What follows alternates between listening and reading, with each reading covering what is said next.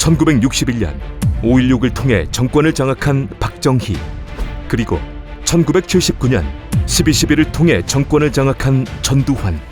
그들은 정권 장악 얼마 후 불량배들부터 소탕했는데 그들의 불량배 소탕은 같은 듯 달랐다. 먼저 박정희의 깡패 소탕부터 보자면 이러했다.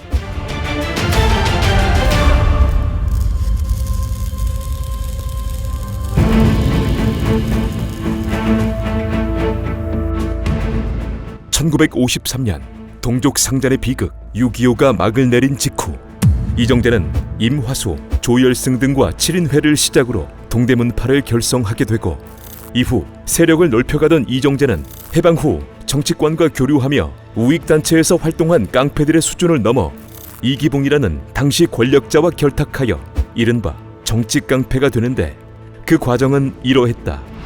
이정재가 동대문을 중심으로 세력을 넓혀갈 무렵인 1954년 정치권에서는 해방 후부터 이승만의 비서와 서울시장, 국방부 장관을 지내며 이승만으로부터 꽤나 신임을 얻어온 이기붕이라는 인물이 정권의 2인자로 떠올랐으나 그는 조직도 배후 세력도 없는 인물이었다.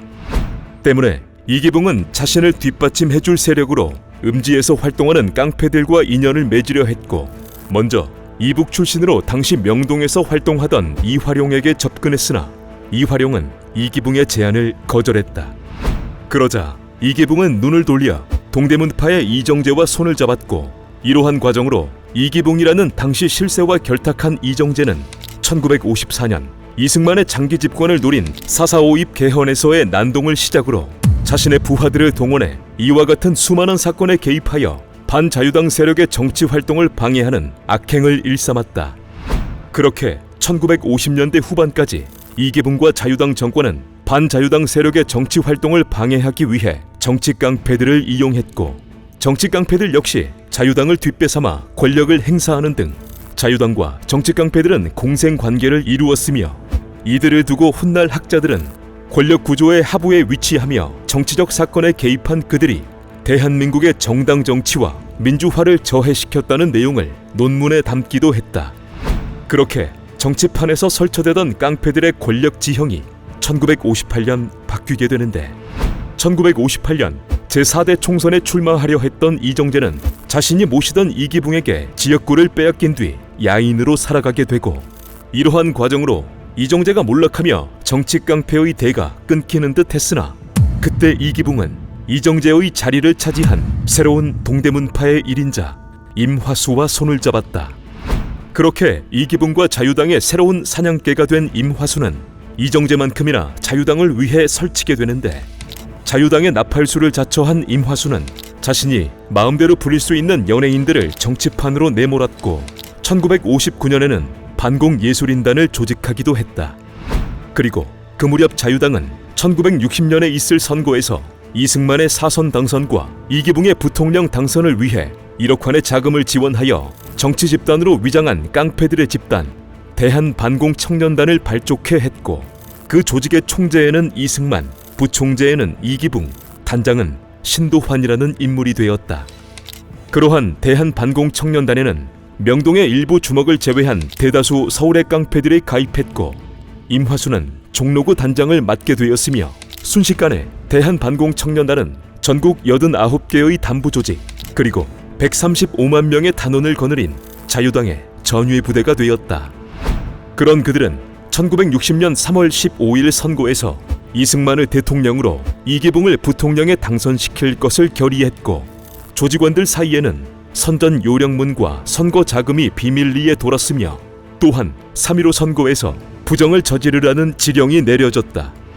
이후 대한반공청년단의 단원들은 1960년 3월 15일 정부통령 선거를 전후로 상대방 선거운동원들과 참관인들이 신고를 못하게 했고, 야당의 선거 포스터를 찢는가 하면 이승만과 이기붕이 당선될 수 있게 사전에 투표 용지를 조작하거나 유권자들을 강압하는 등의 악행을 저질렀다. 결국 3.15 부정선거의 내막을 알게 된 국민들은 시위를 벌였고, 그 시위는 순식간에 전국적으로 확산되었는데, 상황이 그러함에도 분위기 파악을 못한 임화수와 유지광은 부하들을 시켜 1960년 4월 18일 3.15 부정선거를 규탄하는 시위를 벌인 고려대학교 학생 3,000명을 습격해 200명의 학생들을 다치게 하고 말았다. 다음 날인 1960년 4월 19일, 분노가 극에 달한 국민들은 결국 4.19 혁명을 일으켰고, 이후 이승만 정권의 몰락과 함께 정치 깡패들의 시대도 막을 내리게 된다. 4.19 일주일 뒤인 1960년 4월 26일, 이승만은 하야 성명을 발표한 뒤 하와이로 떠났고, 이후 이정재를 비롯한 임화수, 유지광, 조열승, 낙화유수 등의 정치 깡패들은 고대생 습격 사건과 여러 혐의들로 붙잡혀왔다. 그러나 허정 과도정부와 장면 내각에서 3.15 부정선거를 주도한 대한반공청년단장 신도환은 무죄로 풀려났으며, 이정재와 임화수 등의 깡패들은 가벼운 형량을 선고받았을 뿐 그들에 대한 처벌은 제대로 이루어지지 않았다. 그렇게 깡패들에 대한 처벌이 지지부진하던 1961년, 대한민국에는 새로운 세력이 등장해 권력을 장악하게 된다. 1961년 5월 16일 새벽, 박정희와 648기는 3,500명 정도의 병력과 한강다리를 건너 방송국 등 국가의 주요 기관을 점령했고, 직후 군사혁명위원회를 출범시켜 전국에 비상계엄을 선포하고 정권을 인수한다고 발표하는 등 그렇게 국가의 권력을 장악해갔다. 이때 소식을 접한 깡패들은 자신들을 잡아넣으려 했던 정권이 무너졌으니 잘하면 살아남을 수도 있겠다 생각해 만세를 불렀다고 하나, 그들의 운명은 생각과 다른 방향으로 흘러갔다. 5월 16일 3일 뒤인 5월 19일, 군부 세력은 군사혁명위원회의 명칭을 국가재건 최고회의로 바꾼 뒤 이러한 혁명 공약을 내세웠고, 직후 군인들이 정치에 개입하는 명분과 정당성을 보여줘야 했던 군부 세력은 혁명 공약 중 먼저 사회 정화 사업을 벌이게 되는데, 그중 대표적인 것이 바로 정치 깡패들과 폭력 조직을 처벌하는 것이었다. 이후 무죄를 선고받고 풀려난 대한반공청년단장 신도환을 비롯해 가벼운 형을 선고받은 이정재와 임화수, 그리고 조열승, 이석재, 낙화유수 등의 깡패들이 붙잡혔고, 그렇게 잡아들인 깡패들은 서울에서만 무려 2,000명 정도였다고 한다. 그리고 5.16 닷새 뒤엔 5월 21일 오후, 군부 세력은 이정재를 맨 앞에 세워 200명 정도의 깡패들로 하여금 서울 시내 중심가를 행진케 했고, 플랜카드에는 "나는 깡패입니다. 국민의 심판을 받겠습니다. 라는 내용이 적혀 있었다. 이후 붙잡힌 깡패들은 A, B, C 등급으로 나눠지게 되는데, 이정재와 임화수, 유지광 등의 주요 깡패들은 A 등급으로 분류되어 혁명재판을 받게 되었고, B와 C 등급은 국토개발사업장이나 탄광에 보내졌다. 그렇게 이정재, 임화수, 유지광 등은 혁명재판을 받게 되었고, 재판 내내 임화수는 울먹거리며 자신은 깡패가 아니고 예술가라는 궤변을 늘어놓으며 모든 죄를 이정재와 유지광에게 뒤집어 씌웠으나, 결국 임화수에게는 법정 최고형이, 임화수의 말이 거짓이라던 이정재와 유지광에게도 역시 법정 최고형이 선고되었다. 이후 유지광은 감형되어 조열승, 낙화유수 등의 깡패들과 1965년경에 풀려났으나, 이정재는 형 확정 21일 만인 1961년 10월 19일 형장의 이슬로 사라졌고, 임화수 역시 2달 뒤인 12월 21일 형장의 이슬로 사라졌다. 이를 두고 정치적 쇼라는 말과 잘한 일이라는 여러 말들이 있지만, 어찌되었던 그렇게 1950년대 정치 깡패들은 5.16 이후 대부분 정리되었다. 그리고 전두환의 불량배 소탕은 이러했다.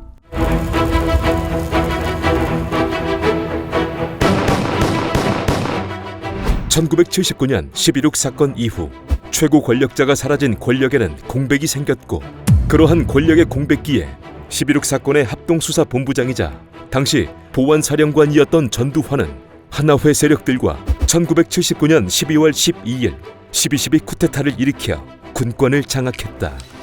그리고 이듬해인 1980년 3월, 전두환은 군 인사법을 위반해가며 소장에서 중장으로 진급했고, 4월에는 국무회의에 참석할 수 없다는 이유 등으로 당시 대통령 권한대행인 최규하를 압박해 중앙정보부장 서리로 취임하여 국내 모든 정보를 장악했다.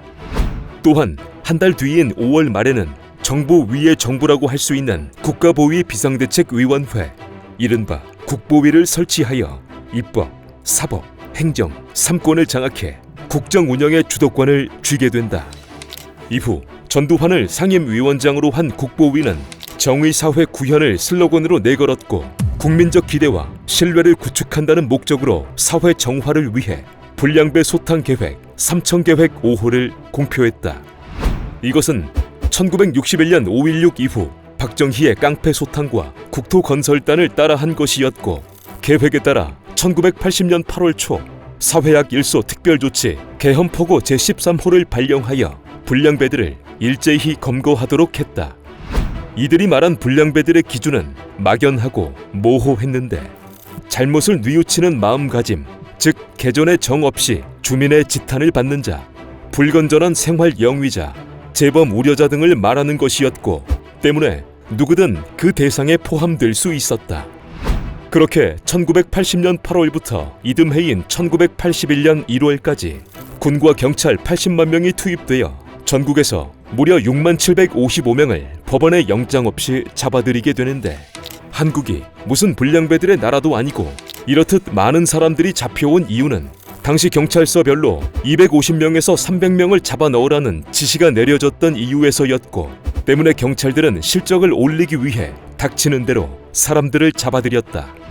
불량배를 소탕할 계획이었으니 조양은, 김태촌, 그리고 용팔이 등 당시 이름난 깡패들이 잡혀 들어온 건 당연한 일이었으나, 한편으로는 임금을 못 받아 사장에게 대들었다는 노동자, 몸에 문신이 있는 사람, 논에 물을 대는 문제로 싸웠다는 농민, 이웃집의 다툼을 말리다 잡혀온 사람, 술집에 외상이 있는 사람 등이 이유도 모른 채 잡혀왔고, 심지어 공부하다 밤에 잠깐 바람 쐬러 나가서 단속반과 마주친 재수생, 친척집에 놀러가다 옷이 허름하다는 이유로 잡혀온 어린아이 등이 다수 포함되어 있었다.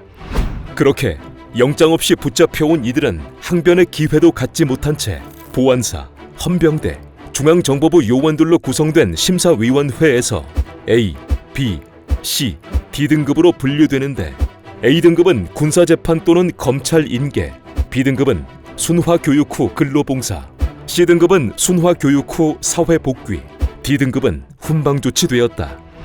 이후 6만 755명 중 3,000명은 A급으로 분류되어 군사재판에 넘겨졌고, 1만 7,000명은 D등급으로 분류되어 훈방조치되었으며, B와 C등급으로 분류된 4만여 명은 군부대로 보내져 인간 이하의 취급과 함께 순화교육이라는 이름하에 지독한 훈련을 받게 되는데, B와 C등급 4만여 명 중 전과가 전혀 없는 사람은 35.9%, 3명 중 1명꼴이었다고 한다.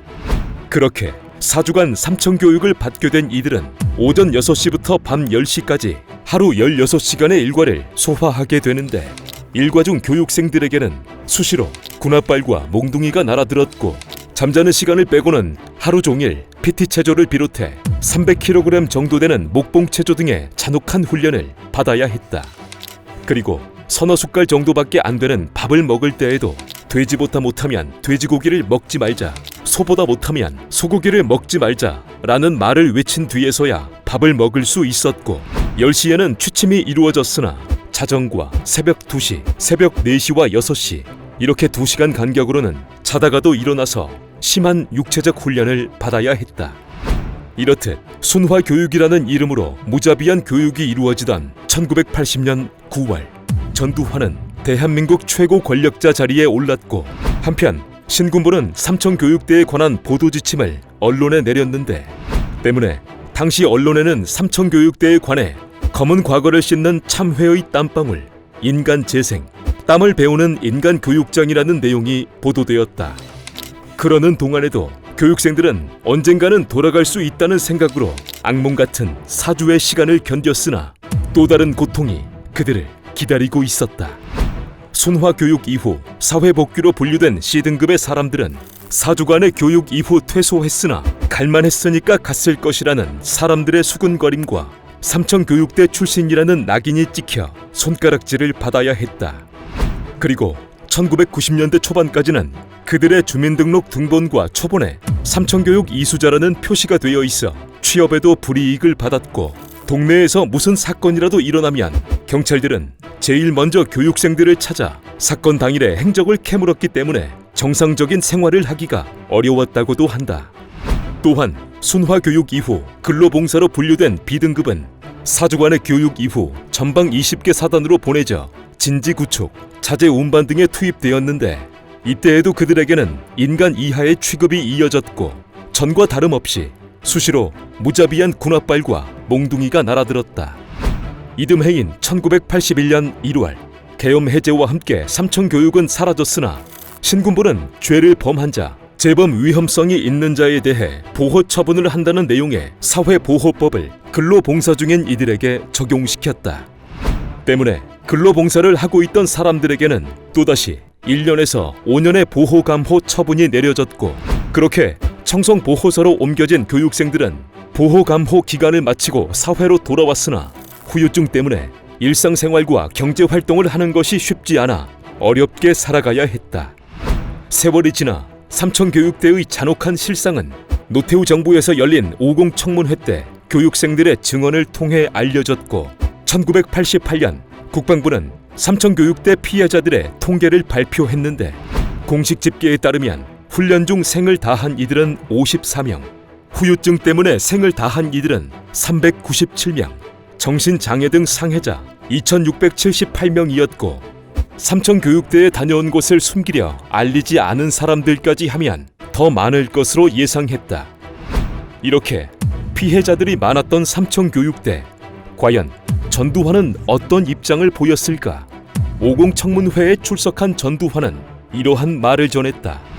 삼청교육은 고질적인 상습법에 대하여 예방적 차원에서 특별 교육을 통해 교정함으로써 인생 안정을 도모하자는 것이었습니다. 시행 과정에서 선의의 피해자가 없지 않았던 것으로 알고 있는 바, 이 점은 매우 유감된 일이라고 생각합니다.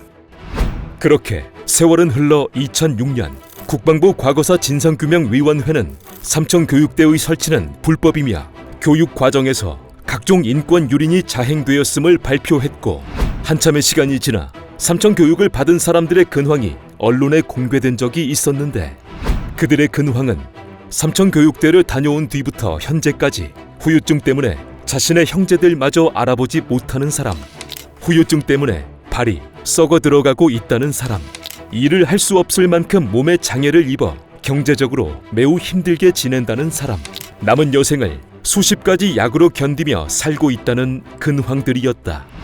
그러나 그들이 한 목소리로 말하는 진짜 힘들었던 점은 삼청교육대를 다녀온 이후의 경제적 어려움도 국가를 상대로 버텨왔던 시간이 아니라 삼청교육을 경험해보지도 않은 사람들이 삼청교육대를 칭찬하는 것과 어떠한 이유도 죄도 없이 삼청교육대로 끌려간 자신들을 바라보는 잘못된 시선과 그리고 편견이라는 말을 전했다.